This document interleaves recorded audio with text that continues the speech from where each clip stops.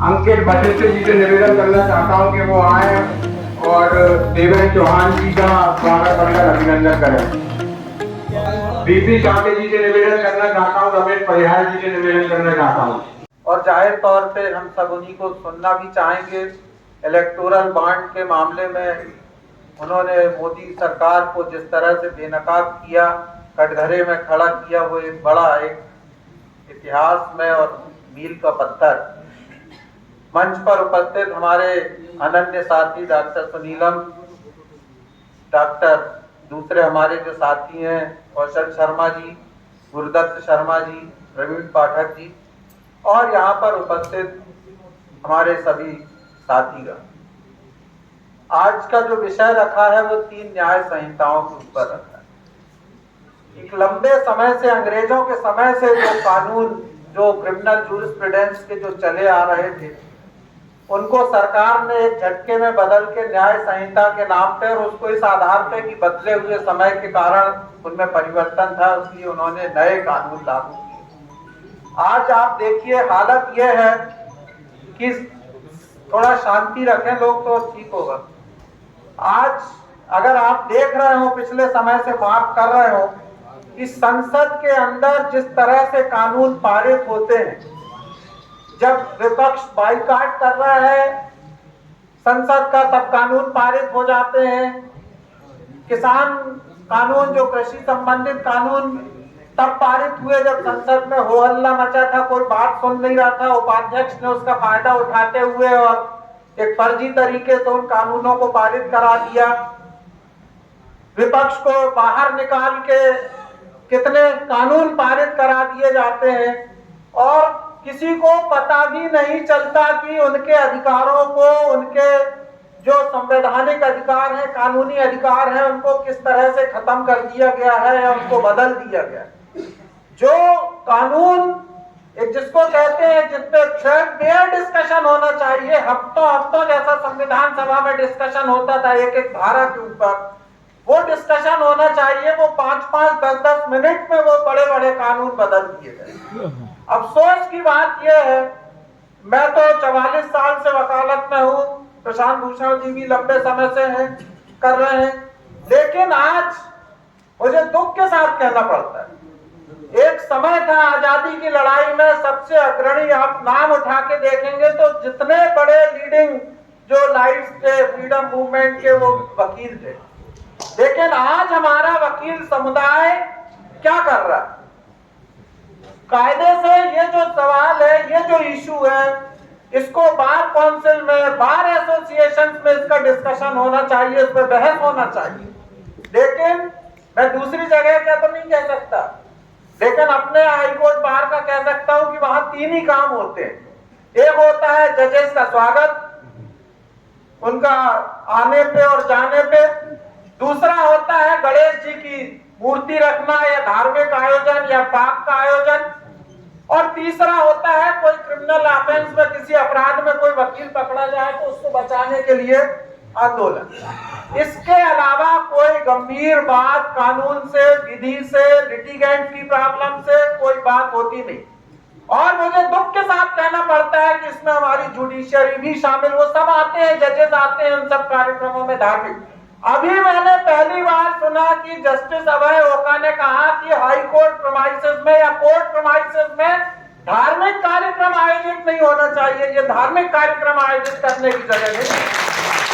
कोई जज बोलता नहीं है इस सवाल पे, बल्कि वो शामिल होते हैं उन आरतियों में, उन झांकियों में, उन पूजाओं में, उन तमाम चीजों में। और ये सब सिर्फ एक समुदाय के लिए होता है। ऐसा भी नहीं है कि वहां ईद मिलन भी होता हो या कभी बड़ा दिन जो होता है क्रिसमस का, उसका भी कोई, सिर्फ एक समुदाय। और आप कभी जबलपुर हाईकोर्ट जो जाते होंगे, देखिए पूरा लार्जर साइज का कटआउट वहां पे लगा दिया गया है राम मंदिर का, हाईकोर्ट प्रीमाइसेस के अंदर। कैसे ये चीजें अलाउ हो रही? तो ये जो दिशाहीनता, जो गलत दिशा में जो जा रहा है, और इसमें जो बार की जो भूमिका होना चाहिए, वकीलों की भूमिका होना चाहिए, वो पूरी तरह से लगभग नगण्य हो गई। और ऐसे समय में प्रशांत भूषण जी और कुछ और भी हैं, कपिल सिब्बल जी भी हैं, दुष्यंत दवे जी भी हैं, इंदिरा जयसिंह भी, ऐसे मगर बहुत कम लोग तो कई बार मुझे वो पिक्चर याद आती है लास्ट वॉरियर, तो ऐसा लगता है कि शायद लास्ट वॉरियर्स में कुछ वॉरियर अभी बचे हुए हैं जो अभी भी लड़ाई लड़ रहे हैं, मगर ये जब तक चले ये कहना बड़ा मुश्किल। जब तक कि वकीलों के समुदाय में से या नागरिकों में से हिम्मत के साथ, साहस के साथ लोग खड़े नहीं होंगे, आवाज बुलंद नहीं करेंगे, उसके लिए सहने के लिए जो भी टार्चर है, जो भी अपमान है, उसको जेल है, उसको करने के लिए तैयार नहीं होंगे। तो इसलिए मैं कहना चाहता हूं कि एक बड़ी जिम्मेदारी हम लोगों के ऊपर, जहां तक सवाल है, क्योंकि समय कम है, वक्ता भी है और हम सब चाहेंगे कि बोले, 3 कानून इन्होंने लागू किए। अभी चूंकि ये जुलाई से आएगा प्रभाव में, तो स्वाभाविक तौर से हम लोग वकील हैं, हम लोग वो नहीं है, कानून के एकेडमिक फील्ड के लोग नहीं है, इसलिए हम लोग पढ़ते तभी है जब हमारे पास मुकदमा आता है, तब हम देखते हैं कि इस कानून में क्या है। तो इसलिए हम इतना उसका विशद विश्लेषण तो नहीं कर सकते, लेकिन जो हमने पढ़ा, बाकी चीजें ठीक है, कुछ अच्छी है, कुछ बुरी है, कुछ कंपनसेशन मिलेगा, ये होगा, ठीक है, कुछ एक्सपेडाइट करने की बातें हैं, मैं उन पर नहीं जाना चाहता।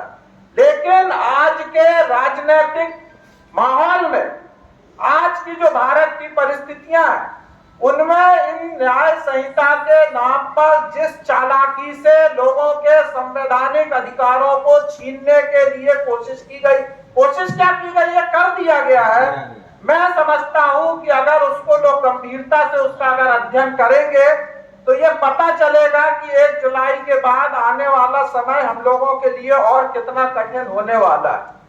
अगर आप देखें, देखिए उसमें 3 चीजें हैं, एक है नागरिक संहिता, एक है नागरिक सुरक्षा संहिता और एक है साक्ष्य अधिनियम। तो बाकी जो क्रिमिनल प्रोसीजर है उसमें तो जो प्रशासनिक अधिकारियों को जो अधिकार दे दिए गए हैं या पुलिस अधिकारियों को, अगर आप उसका चैप्टर पढ़ेंगे तो ये लगेगा कि अब हम लोग जो है एक मजिस्ट्रेट के, मतलब एग्जीक्यूटिव मजिस्ट्रेट, तहसीलदार या कलेक्टर भी आपको ऑर्डर करेगा कि आपको यहाँ पे हाजिर होना है या इसमें दस्तखत करना है, तो आपको करना पड़ेगा, नहीं तो आपको नागरिक न्याय संहिता के अंतर्गत आप दोषी ठहराए जाएंगे। 1 महीने की सजा है या 3 महीने की सजा उनके हुक्म की उधूली करने के। तो एक तरीके से पुलिस स्टेट या एडमिनिस्ट्रेटिव हम लोग उनके उसमें आ जाएंगे। मगर जो मुख्य सवाल है, जो नागरिक संहिता है, उसमें जो डेफिनेशन जो दी है वो इतनी खतरनाक है, और उसके बाद जो चैप्टर उसका 7 है, बाकी चैप्टर्स की मैं बात नहीं करता, चैप्टर 7 और चैप्टर 11 है, उसमें डेफिनेशन में दिया है कि आज इस कानून को लागू होने के बाद भारत के जो नागरिक हैं वो अगर विदेश में भी जाके रहते हैं, विदेश में भी है, और वो कोई ऐसा अपराध करते हैं जो कि भारत के कानून के अनुसार अपराध है, तो उनके विरुद्ध भारत में मुकदमा चलाया जा सकेगा और भारत में मुकदमा चलाया जाके उनको सजा दी जा सके। इसका कॉन्सिक्वेंस समझिए, इसका परिणाम समझिए।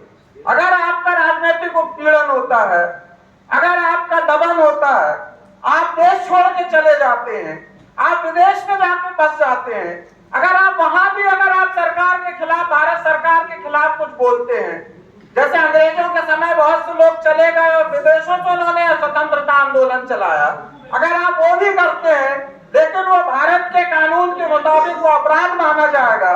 जब वो अपराध माना जाएगा तो आपकी अनुपस्थिति में मुकदमा चलाया जाएगा। उसमें लिखा हुआ है, हवाई जहाज में, कहीं भी दुनिया में अगर भारत का कोई नागरिक भारत के कानूनों का उल्लंघन करता है और अपराध है, तो उसके खिलाफ मुकदमा चलाया जा सकता है भारत में, और इन एब्सेंशिया भी चलाया जा सकता है और उसको सजा भी दी जा सकती है। इसका अगला परिणाम क्या होगा? इसका अगला परिणाम यह होगा कि अगर आपको भारत के कानूनों के मुताबिक सजा हो गई तो भारत सरकार मांग करेगी उन देशों से एक्सट्रेडिशन की, उनसे कहेगी कि इनका प्रत्यर्पण किया जाए, भारत भेजा जाए, ये भारत के अपराधी हैं। और ये होने का परिणाम यह होगा कि ऐसे लोग जो विदेशों में बसे हुए हैं या जो भारत सरकार से सहमति नहीं रखते हैं, उनको वहां की सरकारें, मित्र देश हैं अगर हैं, तो वो उनका एक्सट्रेडिशन कर सकती है, प्रत्यर्पण कर सकती है और आपको जेल में भेजने के लिए मजबूर किया जा सकता है। तो ये जो डेफिनेशन क्लास में जो किया है, ये एक बहुत ही खतरनाक मैं समझता हूं संशोधन है आने वाले समय में, क्योंकि जो चैप्टर 7 में राजद्रोह सुप्रीम कोर्ट ने कहा कि ये इसको हटाया जाना चाहिए, ये ड्रैकोनियन लॉ है, कॉलोनियल लॉ है, अंग्रेजों के समय का है। सरकार ने बड़ी चालाकी से कहा कि हम इस पे विचार करेंगे, आप ऑर्डर ना पास करें। सुप्रीम कोर्ट ने मान लिया, इन्होंने नई संहिता लागू कर दी, उसको हटा दिया। लेकिन चैप्टर 7 में मैं समझता हूं शायद सेक्शन 145 से लेके जो है 165 तक जो धाराएं इन्होंने डाली हैं, अब केंद्र या राज्य सरकार के खिलाफ युद्ध की कहीं परिभाषा है क्या? नहीं है, ना इंग्लिश में है, ना हिंदी में है, वार की है, ना युद्ध की है। लेकिन मैं समझता हूं कि अभी भी हमको समय है और हमको इसका विरोध करना चाहिए, इसके बारे में आवाज उठाना चाहिए। और प्रशांत भूषण जी बैठे हैं तो वो तो खुद ही बताएंगे इस बारे में। और ये क्या इंटरनेशनल लॉ परमिट करता है कि नहीं करता है कि विदेश में बैठे हुए आदमी को मुकदमा चलाया जा सकता है भारत में और किया जा सकता है इस तरह का। तो मैं समझता हूं कि ये जो न्याय संहिता, हालांकि बहुत लंबा विषय है, इस पे लंबे डिस्कशन की जरूरत है, इसमें जन जागरण की जरूरत है। लेकिन आज एक कार्यक्रम आयोजित किया, एक शुरुआत हुई, मैं समझता हूं कि इससे लोगों के बीच में कुछ अवेयरनेस आएगी और इसके बारे में लोग कुछ अपनी आवाज बुलंद करेंगे। मुझे बोलने के लिए बुलाया, इसके लिए मैं धन्यवाद देता हूँ अपनी बात। साथियों, हमारे बीच में पूर्व मंत्री बालेंद्र जी मौजूद हैं। मैं आग्रह करता हूँ वो भी आए मंच पे अपना उपस्थिति दर्ज करें और इसके बाद में विश्वजीत को